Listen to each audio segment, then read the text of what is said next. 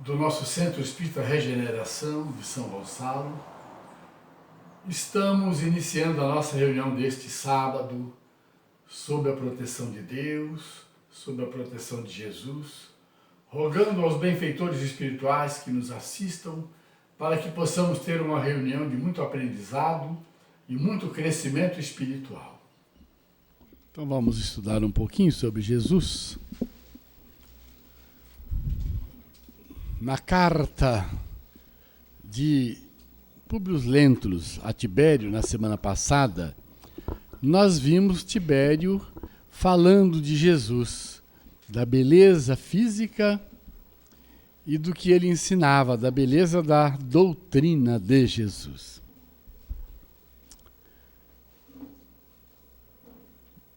Públio Lentulus não era cristão. Ainda. Ele ainda não, quer dizer, a ficha dele não tinha caído ainda. Que ele estava lá na Galileia, na região onde estava Jesus, no período em que Jesus estava encarnado na terra. Ele estava lá por necessidade imperiosa da saúde da filha. Ele conhecia Jesus de priscas eras, mas estava num contexto socioeconômico, cultural, religioso, totalmente diferente do que ele precisava estar. E trazia com ele um orgulho tão grande que ele não admitia que alguém pudesse impressioná-lo, ensinar-lhe alguma coisa, além daquilo que ele já sabia. Nós vimos na carta que ele se dirigindo a Tibério disse assim: se o senhor quiser, eu levo Jesus aí, em Roma. Olha só. Se deres uma ordem, eu farei com que a ordem se cumpra. Quantas coisas para a gente meditar. Imagina se ele tivesse que levar Jesus e Jesus não quisesse ir, mas ele quisesse atender ao imperador de Roma. Ele ia prender Jesus e levar à força. Então, quantas coisas, graças a Deus, não aconteceram para o bem dele e de muitos. Porque tudo que se passou naqueles dias de Jesus, por iniciativa das pessoas, de não aceitá-lo, de negarem a condição de Messias, de o levarem para lá e para cá, colocarem sob julgamento, isso tudo comprometeu imensamente a humanidade. Nós estamos comprometidos até hoje com isso. Nós estamos até hoje comprometidos com o que fizemos com Jesus. Se fosse mais ainda, se ele tivesse que passar por todos esses outros constrangimentos, uma grande parcela da humanidade ainda estaria numa situação muito mais complexa. No Evangelho de Mateus, no capítulo 16, do 13 em diante, nós temos aqui uma passagem interessante. Indo Jesus para as bandas da Cesareia de Filipe, se dirigiu aos discípulos e perguntou: quem diz o povo ser o Filho do Homem? Ele se auto-intitulava Filho do Homem. Aí você já conhece essa passagem que nós já estudamos. E eles responderam: uns dizem João Batista, outros dizem Elias, e outros dizem Jeremias, ou alguns dos profetas. Então era confusa a ideia sobre Jesus. Mesmo eles ali estavam, né? Pedro, muito ressabiado às vezes, ficava olhando. Aí Jesus se dirigiu a Pedro: Mas vós, continua ele, quem dizeis que eu sou? Aí Pedro se manifesta e diz assim: tu és o Cristo, o Filho do Deus vivo. E olha a resposta. Então Jesus lhe afirmou: bem-aventurado és, Simão Bar-Jonas, porque não foi carne e sangue quem te revelou, mas meu Pai que está nos céus. Também eu digo a você que você é Pedro, e sobre essa pedra edificarei a minha igreja, e as portas do inferno não prevalecerão contra ela. Aí vem, dar-te-ei a chave do reino dos céus. O que ligares na terra terá sido ligado nos céus, e o que desligares na terra terá sido desligado dos céus. Então, ele ali elegeu Pedro como sendo aquele que viria a ser mais adiante o líder dos discípulos. E essa chave do céu não é uma chave igual as pessoas veem em São Pedro com um bole de chaves, né? A chave está no Evangelho, no modo de conduzir, de ensinar, de interpretar. Está nisso. Só que essa chave não era ainda a chave que abriria para nós o entendimento real de quem era Jesus e das lições que ele trouxe. Tá certo? Naquela época, a liderança de Pedro, os cuidados que ele tomaria ali para manter a unidade dos discípulos, a unidade dos ensinos, resolveria por aqueles tempos. Mas a verdadeira chave de interpretação viria mais tarde com o Espiritismo. O Espiritismo é que é a chave que faz com que a gente possa interpretar de verdade as lições de Jesus. Lá, no Evangelho de João, na primeira carta de João, no segundo capítulo, nós temos uma outra passagem interessante,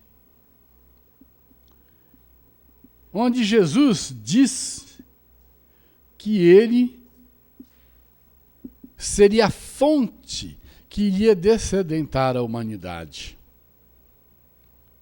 E nesse mesmo capítulo, seguindo adiante, ele diz que ele seria a luz do mundo. E quem o acompanhasse jamais ficaria em trevas. Então nós temos várias passagens do Evangelho que mostram que Jesus se apresentava como o Salvador da humanidade pelo que ele trazia de conteúdo. Ele não veio fazer nenhuma abordagem agressiva. Ele não veio dominar a terra como rei do mundo material, embora ele exercesse o reinado dele sobre o mundo material, o mundo espiritual. Mas ele veio trazer lições de amor e de verdade que iriam ficar para sempre conosco. E marcar essa nova era da humanidade e ganhar a humanidade para Deus. Olha bem, para Deus. Nós já sempre fomos de Deus, sempre estivemos em algum lugar neste universo e somos filhos de Deus. Mas não tem o filho que sai de casa e vai pelo mundo, e vai caminhar pelo mundo afora, longe da família. Então, representando, obviamente que isso é uma representação, nós vivemos no mundo assim, como filhos que nem ligamos para o pai, para a mãe, para os irmãos, para a família consanguínea. Então, Jesus veio fazer com que as pessoas se religassem a Deus. Mas o povo hebreu não já era ligado a Deus, não teve a missão de divulgar a ideia do Deus único? Teve. mas a moda deles, com desvios enormes, com atalhos enormes, se desviando da realidade que deveria ser. Então Jesus veio trazer uma grande parcela desses ensinamentos que nós precisamos para realizarmos a nossa caminhada, a nossa evolução espiritual. E a chave para desvendar tudo isso e abrir verdadeiramente o tesouro seria com os ensinamentos espíritas. Para compreendermos melhor Jesus, lá ele era o advogado, o médico, tudo para aquelas pessoas que o recebiam, que já o aceitavam como Messias.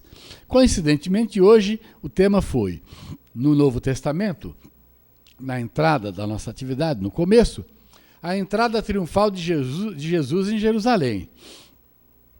E eu havia advertido a Lília para que ela pudesse mostrar o seguinte, que quando Jesus entrou em Jerusalém, ele já era reconhecido. Já era reconhecido. Se ele não fosse reconhecido naquela época como Messias, ele não teria o povo recebendo-o, jogando ramos no caminho, tirando as vestes, fazendo tapete para Jesus. Então as vestes que eles tiraram foram os mantos que eles usavam e atapetaram a rua. Quem não tinha manto jogou ramos. Por isso tem domingo de Ramos, nessa época toda se comemora na Páscoa, exato? Então, eles fizeram um belíssimo tapete para Jesus passar. Mas Jesus não pisou no tapete. Não se comprometeu. Por isso que ele pegou o burrinho, o jumentinho. Quem vai pisar no tapete vai ser o jumento. As honras serão do jumento. Isso é muito importante a gente analisar como ele viveu entre nós. Humildade em todos os instantes. Sem querer receber honras. Ele recebeu, mas ele queria mostrar que as honras eram honras que o pessoal queria dar a ele do mundo. O que ele mais queria seria o quê? A mudança moral das pessoas. Isso é que iria honrar a presença de Jesus e ainda honra até hoje. No Novo Testamento em João, na primeira carta de João, no capítulo 2, nós temos uma colocação muito interessante de João aqui, que diz assim: Filhinhos meus, estas coisas vos escrevo, para que não pequeis. Se todavia alguém pecar, temos advogado junto ao Pai, Jesus Cristo o justo. E ele é a propiciação pelos nossos pecados, e não somente pelos nossos próprios, mas ainda pelos do mundo inteiro. Que ele é nosso advogado, óbvio. Ele é nosso mestre, nosso advogado, o médico das almas. Tudo isso a gente já aprendeu. Mas não acreditem que ele veio tirar os pecados do mundo com sangue. Ele veio nos ensinar a não cometer erros e entender que todo erro tem que ter reparação. Como é que nós poderíamos entender que todo erro tem que ter reparação se nós não tivéssemos a doutrina espírita? Como é que nós iríamos entender? Então a chave de interpretação é a doutrina espírita, o Consolador. Ele é nosso advogado perante Deus, perante tudo, perante todos. Ele é. Se nós precisarmos dele, ele é nosso advogado. Mas não para a nossa absolvição definitiva dos nossos pecados. Não é para isso. Porque cada erro nosso automaticamente já registra em nossas consciências a necessidade da reparação, é automático. Eu errei, Não tem problema. Eu já digitei no meu campo consciencial a necessidade de uma reparação. Não é digitar? Não é assim que faz quando a gente vai no computador e tecla alguma coisa? Então, qualquer erro meu já está digitado. Jesus não vai chegar para Deus e dizer, Deus, perdoa o João, tadinho. Ele falou na cruz, perdoai-vos, eles não sabem o que fazem. Sim, mas não é um perdão sem reparação. Não é. Todo erro tem reparação. Como é que a gente repara os erros? Se eu errei e posso imediatamente anular, eu faço. Mas se eu esconder, aí sim está arquivado no meu computador, na minha consciência. E a reparação terá que ser feita conscientemente ou inconscientemente. Se eu entrar por esse caminho, eu vou falar de lei de causa e efeito até amanhã de manhã. Porque vocês sabem muito bem que nós estamos passando, colhendo hoje o que nós plantamos ontem.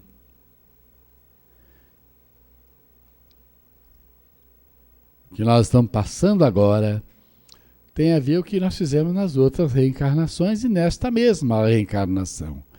Se eu errei, eu busco a reparação.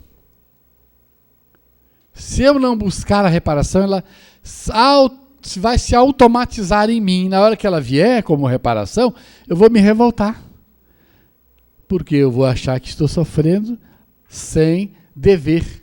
Pagando coisas que eu não devo. O que é que eu fiz, meu Deus? Por que é que eu sofro tanto? Por que é que a minha vida tem que ser assim? Tudo o que nós estamos passando tem a ver. Uma alergiazinha aqui, uma bronquite ali, uma asminha, uma dor acolá, uma doença maior, uma doença forte, que dói.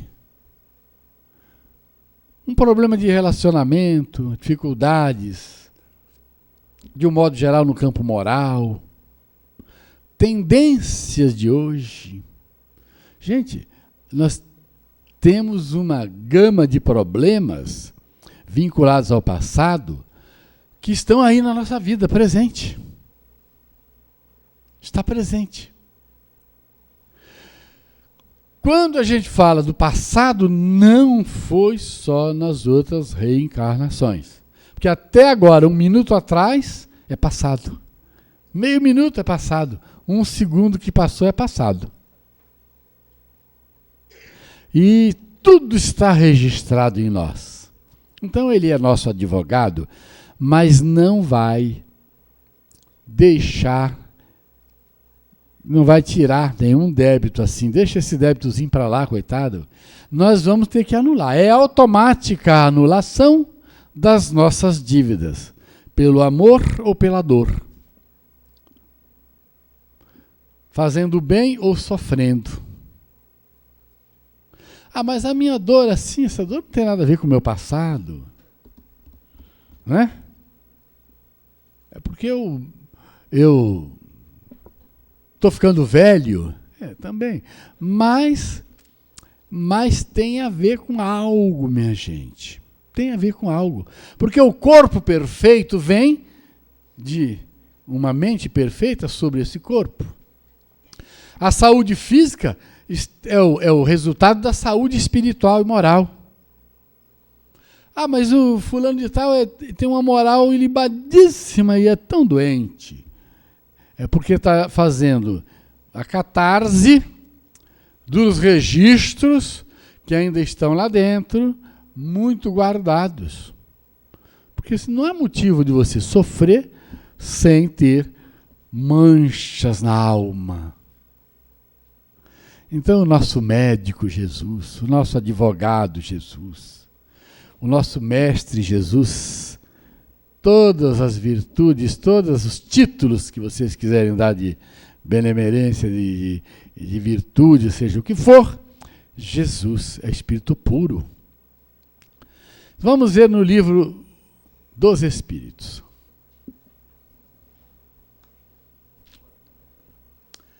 Da lei divino natural, conhecimento da lei, questão Pode. 625. O que ela diz? Pergunta. O que pergunta? Vira. Qual o tipo mais perfeito que Deus tem oferecido ao homem para lhe servir de guia e modelo na terra? Quem é? É a resposta mais curta que tem no livro dos Espíritos. É a menor resposta. É uma palavra só. Pode passar. É Jesus. Caiu a letra. Estava certinho, mas a letra caiu. É Jesus.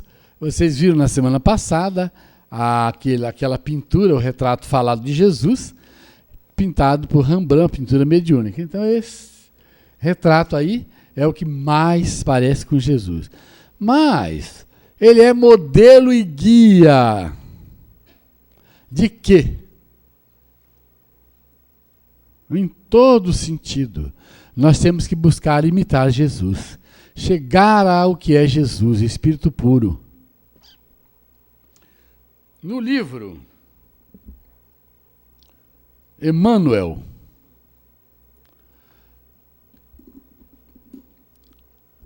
foi o primeiro livro de Emmanuel, chama-se Emmanuel. Ele escreveu aqui uma página pequenininha que fala de Jesus, que diz assim: com o nascimento de Jesus, há como que uma comunhão direta do céu com a terra. Estranhas e admiráveis revelações perfumam as almas, e o enviado oferece aos seres humanos toda a grandeza de seu amor, da sua sabedoria e da sua misericórdia. Então Jesus vem trazendo à terra amor, sabedoria e misericórdia. Aos corações abre-se nova torrente de esperanças, e a humanidade, na manjedoura, no Tabor e no Calvário, sente as manifestações da vida celeste, sublime em sua gloriosa espiritualidade. Com o tesouro dos seus exemplos e de suas palavras, deixa o Mestre entre os homens a sua boa nova. O Evangelho do Cristo é o transunto de todas as filosofias que procuram aprimorar o espírito, norteando-lhe a vida e as aspirações. Jesus foi a manifestação do amor de Deus, a personificação da sua bondade infinita. Então, Emmanuel apresenta Jesus aqui nesse livro, que foi o primeiro livro que ele escreveu. E depois diz assim: o Evangelho e o futuro. Assim, raças e povos ainda existem que o desconhecem. Porém, não ignoram a lei de amor da sua doutrina. Porque todos os homens receberam, nas mais remotas plagas do orbe, as irradiações do seu Espírito misericordioso, através das palavras inspiradas dos seus mensageiros. Então Jesus veio há quase 2000 anos atrás, mas ele nunca deixou de enviar sábios, profetas, homens iluminados à terra, para vir trazer os ensinamentos dele, até o dia que ele veio pessoalmente. O Evangelho do Divino Mestre ainda encontrará por algum tempo a resistência das trevas, a má-fé, a ignorância, a simonia, o império da força conspirarão contra ele. Mas tempo virá em que a sua ascendência será reconhecida. Nos dias de flagelo e de provações coletivas, é para a sua luz eterna que a humanidade se voltará, tomada de esperança. Então, novamente, se ouvirão as palavras benditas do Sermão da Montanha, e através das planícies, dos montes e dos vales, o homem conhecerá o caminho, a verdade e a vida. Isso é Emmanuel, lá em 1938, escrevendo pelo Chico. Imaginem vocês, nesses 2000 anos, Emmanuel teve várias reencarnações depois de ter sido Públio Lentulus. E ele, durante esses 2000 anos, ele falou de Jesus, pregou o Evangelho nas diversas reencarnações que ele teve. E veio ser o nosso professor aqui no Brasil, através do Chico. E quando ele escreve sobre Jesus, ele escreve com emoção, sempre mostrando Jesus como misericordioso, augusto, bondoso. Essa é a referência que ele faz. No livro O Consolador, que é o terceiro livro da sequência de Emmanuel, na hora que eu não achei A Caminho da Luz, que tem também Jesus sendo apresentado por ele responde a uma pergunta muito interessante, que é essa: se devemos considerar o Velho Testamento como a pedra angular da revelação divina, por Moisés, qual a posição do Evangelho de Jesus na educação religiosa dos homens? Aqui fala de educação religiosa. O Velho Testamento é o alicerce da revelação divina. O Evangelho é o edifício da redenção das almas. Como tal, deve ser procurada a lição de Jesus, não mais para qualquer exposição teórica, mas visando cada discípulo ao aperfeiçoamento de si mesmo, desdobrando as edificações do Divino Mestre no terreno definitivo do Espírito. Então nós trouxemos essas considerações, porque nós estamos tentando falar de Jesus ontem, hoje e sempre. Lá, quando Jesus esteve na Galileia, o João o apresenta como advogado. Pedro diz que ele é o Filho de Deus vivo na terra. Não o único. Houve muita deturpação ao longo do tempo. Não é o Filho unigênito. Não é. Deus não tem filho unigênito. Deus tem filhos. Então Jesus não é unigênito, como se quer colocar. Certa vez, Chico insistindo com Emmanuel, perguntando a ele para que Emmanuel dissesse para ele qual era a posição de Jesus no contexto dos nossos planetas, do nosso sistema solar, Emmanuel se negou de falar, Chico insistiu, Emmanuel se negou de considerar, mas dizem alguns que teriam tido um contato mais direto com Chico, que Emmanuel fez assim para Chico uma demonstração interessante, que fica difícil da gente entender. Ele diz que Emmanuel, diante da insistência de Chico, ele apresentou o planeta Terra a Chico. Chico viu o planeta Terra numa visão mediúnica. Depois viu o planeta Terra girando no nosso sistema solar. Depois mostrou o planeta Terra, mostrou o nosso sistema solar sendo arrastado por outro sistema maior. E depois viu algo maior ainda, tudo nesse contexto desse turbilhão. E depois viu a nossa galáxia. E depois viu galáxia arrastando galáxia. Eu não entendi nada. Vocês entenderam? Entenderam? Ele quis mostrar a grandeza de Jesus. Mas não é o Filho único no universo. Não é o Filho unigênito. Não existe Filho unigênito.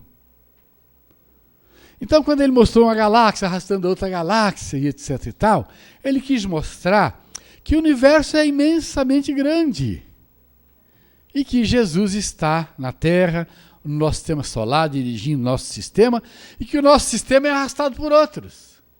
E que a nossa galáxia é gigantesca, que não dá para um espírito só tomar conta. Então aí vocês pensem e analisem como a cabeça de vocês puder. Jesus esteve na Terra por um tempo, encarnado na Terra por um tempo pequeno. E ele, segundo os Espíritos, nos deixou assim. O Públio Lento, quando o Tibério quis saber sobre Jesus, ele mandou uma carta a Tibério, que cabe numa página, falando de Jesus. Mas Jesus, quando esteve na Terra, no Sermão do Monte, ele deixou uma carta gigantesca para nós, que compõe 3 capítulos do Evangelho de Mateus. Capítulo 5, 6 e 7.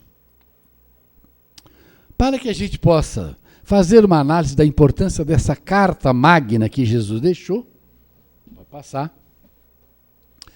Essa carta magna, ela começa com as bem-aventuranças. E nós, então, tiramos alguns trechos para estudar aqui nesses poucos minutos. Onde começa assim: Jesus, vendo a multidão, subiu a um monte.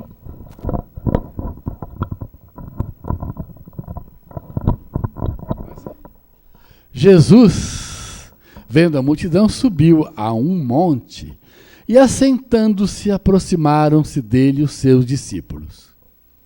E, abrindo a sua boca, os ensinou, dizendo, aí vem as bem-aventuranças.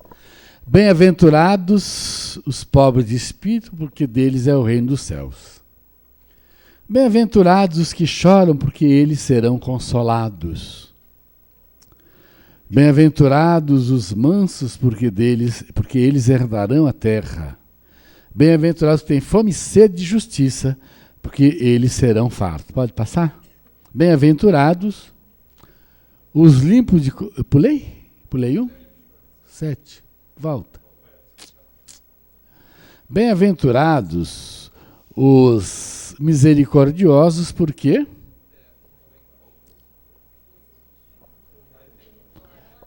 Porque terão misericórdia. 8. Bem-aventurados os limpos de coração, porque eles verão a Deus. Bem-aventurados os pacificadores, porque eles serão chamados filhos de Deus. Bem-aventurados que sofrem perseguição por causa da justiça, porque deles é o reino dos céus. Bem-aventurados sois vós, quando vos injuriarem, perseguirem, e, mentindo, disserem todo mal contra vós por minha causa. Exultai e alegrai-vos, porque é grande o vosso galardão nos céus, porque assim perseguiram os profetas que foram antes de vós. Está começando o capítulo 5. Então Jesus faz uma palestra gigante, enorme. E ele, segundo os pesquisadores, que estão lutando numa polêmica imensa de interpretação, ele não teria usado a palavra bem-aventurados. A palavra seria, talvez, felizes, porque bem-aventurado significa aquele que já está além de feliz, lá no mundo espiritual, isso na interpretação dos espíritos. É aquele que já foi. Essa palavra bem-aventurado foi tomada pelos pais da igreja para definir quem já está no céu, etc. Então Jesus teria falado da palavra feliz. Feliz é aquele que está aqui passando por dificuldade, porque vai resgatar dívidas, se tiver tolerância, se tiver paciência, se não reclamar, se não ficar maldizendo a sorte, se não. Então seria isso. E tem outros que dizem que a palavra não é nem feliz, a palavra é uma palavra de encorajamento, que seria assim: coragem, vá em frente, siga adiante, você que está sendo perseguido. Não desanime, é assim que a gente fala com o companheiro que está sofrendo. Não desanime, persista. Insiste mais. E aí os tradutores modernos dizem que a palavra é kadima, que lá no hebraico quer dizer isso. avante, siga adiante. Porque se Jesus queria incentivar, ele teria que usar uma palavra de incentivo. Né? Teria que usar. Você está com um problema sério para resolver e não consegue resolver. O que você tem que fazer? Insistir. Fez prova, não passou no vestibular. O que a gente fala para a pessoa? Estude mais. Aplique-se mais. Tenha paciência. O ano que vem você passa. Vai fazer prova no Detran, fica reprovado. Aí faz de novo, persista, treine mais. Né? É assim. A mensagem de Jesus foi de incentivo aos sofredores. E todos sofriam. Todos nós estamos sofrendo aqui. E aí ele continuou. Vai. Eu tenho só uns minutinhos. Aí ele continuou. Dizendo assim: sois o sal da terra. Sois a luz do mundo. Não cuideis que vim destruir a lei. Ide reconciliai-vos com o vosso irmão. Não cometais adultério, nem escandalizeis. Não jureis. Aqui está tudo com reticência, vocês já conhecem isso. A reticência, não jurar, não pôr juramento em coisa falsa, não cometer nenhum escândalo, né? Como é que eu sou a luz do mundo? Se eu sou apagadinho aqui. Ele não disse que ele é que era a luz do mundo? O caminho, a verdade e a vida? Só que nós somos espíritos aqui lutando para progredir. E cada um de nós que se ilumina é luz. E o sal da terra, eu gosto dessa, você é o sal da terra. Sal da terra é que dá gosto. O sal é que tira, que não deixa que a comida seja sem graça. Então a terra só tem graça porque nós estamos aqui. Imagina se não tivesse nada. Planeta estéril. Então Jesus disse que nós éramos importantes. Somos importantes. Continuando, não resistais ao mal. Né? Não resistais ao mal. Ou seja, não fique com o mal. Fique com o bem. É esse sentido que tem essa frase. Amai ao vosso próximo, aos vossos inimigos. Sede perfeitos como vosso Pai é. Então, nós temos que buscar a perfeição. Jamais seremos perfeitos como Deus.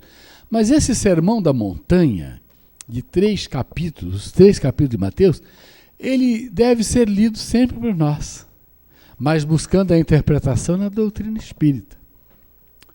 Orai assim: Pai nosso que estás nos céus, não ajunteis tesouro na terra, não busque enriquecer-se de coisas materiais, e sim de valores espirituais. Aí a nossa amiga, a autora desse texto todo assim, cheio de reticências, ela diz assim: o céu resplandece no ouro do poente, e miríades de sons se elevam na sinfonia do entardecer enquanto Jesus falava. Imaginem vocês, Jesus lá no monte. Segundo o início do Evangelho, Jesus subiu o monte. Os discípulos sentaram-se diante dele. Mas não foram só os discípulos, foram milhares de pessoas.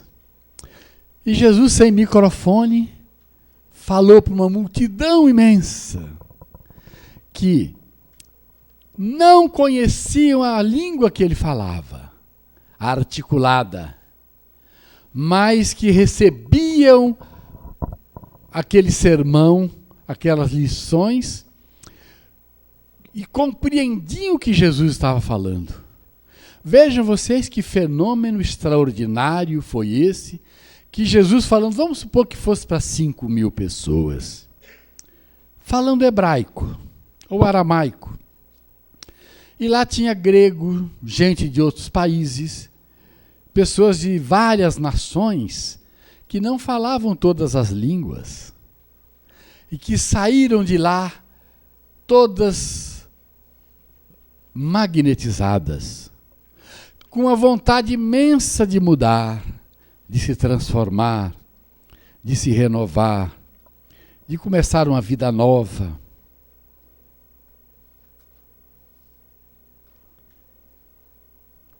Tornaram-se outras pessoas.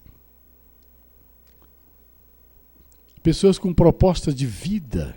E saíram e foram embora. Muitos não voltaram mais a se reencontrar com Jesus.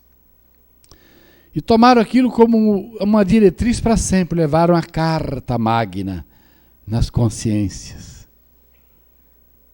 Porque sabiam que Jesus era Jesus, o Messias que estava ali. E que tinha vindo para deixar um recado definitivo na terra, que deveria ser ouvido, assimilado e vivenciado para sempre. Nós estamos aqui. Tem quase 2000 anos isto.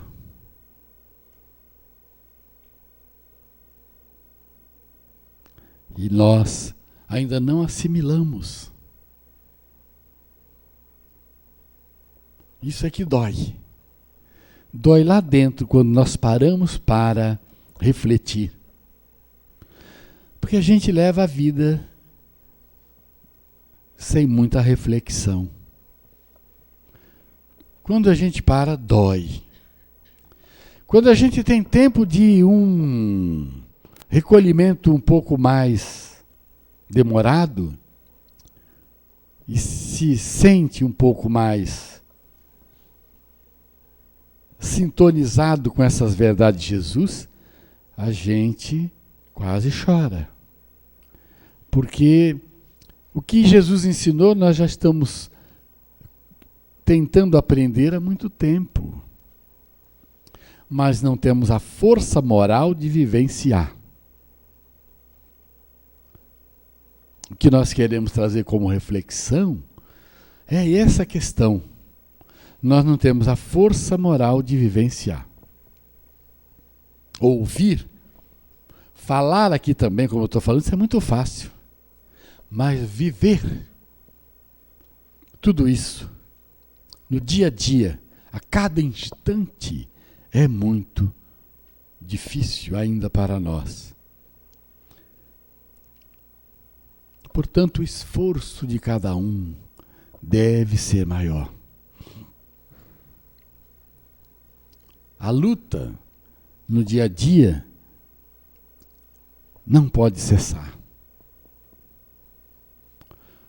Trabalhar o mundo íntimo. Entender melhor o sentido da fraternidade universal. Da fraternidade entre nós, dessa relação nossa. Porque viver sozinho é fácil. Viver sozinho lá na casa, no deserto, com dinheiro no bolso principalmente, é muito fácil. Fugir da realidade aqui, da convivência, é fácil. Mas não faz ninguém crescer. O que faz crescer é a vida de relação, a luta para dominar as más tendências, as más inclinações. E só o Evangelho, a luz do Espiritismo, tem essa força de transformação maior.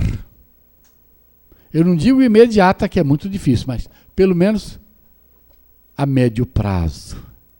Porque a mudança ela é imediata, não é imediata. É para depois de muita repetição, de muitas lutas, a gente já aprendeu ao pé da letra as coisas. Eu vou aqui na Bíblia, viro para lá, viro para cá, eu sei onde está o texto, eu sei até onde está, já aprendi. Mas isso não significa renovação verdadeira, progresso real. Significa que eu já sei onde está. Mas agora eu preciso viver em função do que o Espiritismo o Evangelho nos ensina. Então vamos fazer essa reflexão no final do ano. Vamos tirar um momento para fazer uma leitura do Evangelho, uma oração no lar, porque o mundo está alegre, porque está comemorando o aniversário de Jesus. Mas é uma alegria passageira, muito passageira. Daqui a pouco tudo volta ao normal. Vamos ver se a gente não deixa voltar ao que era. Se a partir de agora a gente faz algo diferente. Tá bem? Vamos lá. É você ou sou eu? Nós vamos ter reuniões segunda, terça, quarta. Todas as atividades normais. Segunda noite tem a palestra, tem a desobsessão. Na terça tem o tratamento espiritual. Na quarta tem estudo.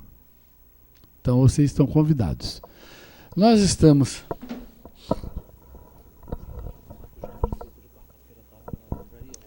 Os livros do pessoal que precisa de comprar livro para o estudo, Consolador, estão na livraria.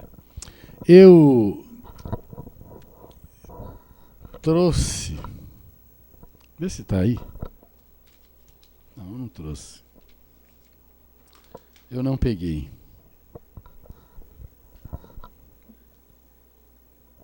Depois eu falo do assunto nos grupos. Então vamos encerrar a nossa reunião considerando o nosso momento de confraternização de fim de ano. Este e a semana que vem. Estamos no final do ano, então nós estamos nos confraternizando. Tem gente, mas não vai ter uma festa. Nós já fizemos um lanche fraterno. Tem gente que quer festa, quer amigo oculto e tal. Não é isso, gente. É aqui dentro. Nós estamos comemorando o Natal aqui dentro. Há tanta polêmica dizendo que Jesus não nasceu no dia 25. Não vamos ficar com polêmica. Se foi 25, 26, 27, 28, janeiro, fevereiro, março ou abril. Isso é irrelevante. O que é importante é se Jesus já nasceu aqui dentro.